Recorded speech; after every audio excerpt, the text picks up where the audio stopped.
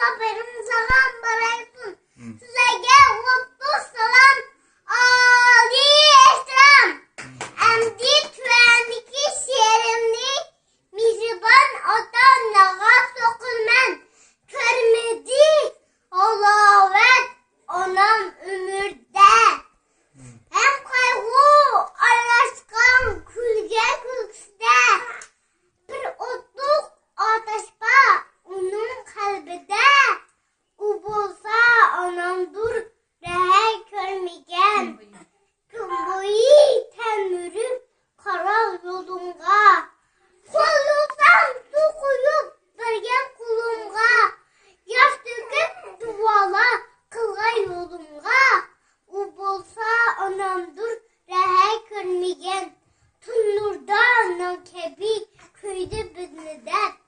Oçni tatıktan yutta bizneden. Çapağa debeyden konu bizneden. O bolsa anamdur rehe körmegen. Karkebi akargan onun sesleri. Esedi yukakka kalep kaşları. Bizneden ötti onun yaşları. O bolsa anamdur rehe körmegen. Yaxshi.